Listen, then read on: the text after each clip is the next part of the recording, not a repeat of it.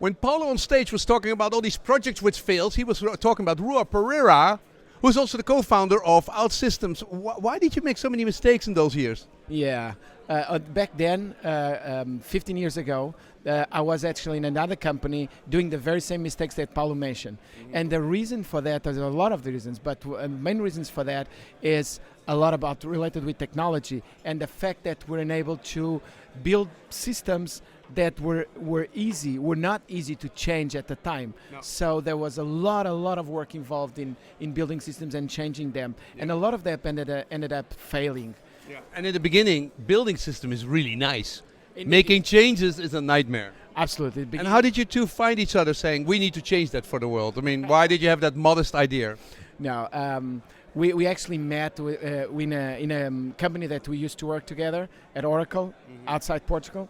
I've heard about it. It's a small company which, yeah. So we exchanged a couple of ideas there, and we come up with the idea of finding a way to customize ERPs, but doing in a way that we could continue to evolve those customizations at a real nice pace. Yeah. So that's the origin of the name OutSystems, systems that are outside the company. So that was the idea. Original idea was to customize ERPs, which at the time was really hard, and today is still really hard. Still, extremely. These thousands of tables, this nightmare, this absolutely unbelievable mess to create.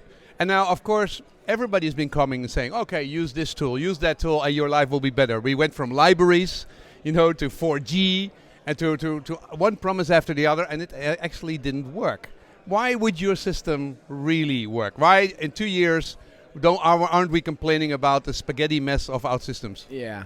Actually, the technology evolved. There's the technology today is completely from the time that you are referring that this type of technology didn't work. So today we have much better technology and a sound architecture that enables us to actually cope with those changes and generate the appropriate code that will then can be generated again and again and again without actually messing up the whole thing. So evolution. Basically, what you're actually saying, you have to trust us, because I mean that those things. What you're saying now, that the technology, every generation, everybody says the technology is better. You basically say, believe us, or believe the customers who are on stage who are basically saying that this is the best thing since sliced bread.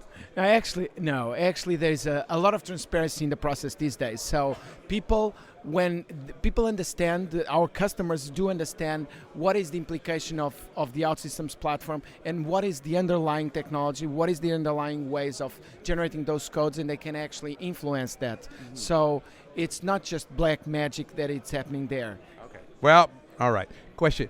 You've been struggling a long time, right? Because nobody really was interested. When did it really start to grow? When did you get traction? I mean, Paulo said it was mobile, but was that the real big thing? It's cloud. It's a combination of factors. Mobile, it's the cloud when the IaaS and the PaaS started to appear and becoming mainstream, and all the companies start looking at that. So there was a pressure to actually, in that movement from the on-premise to the cloud, was a pressure to actually build systems fast and the opportunity to reinvent the systems. And the market there was looking at what are the tools that come together with this movement from on-premises to PaaS. And so OutSystems was in the right place with the right technology. Yeah, in what, 2005, 2010? When did it really start growing? When did you have a feeling, oh my God, we struck oil? I would say that was 3 to 4 years ago.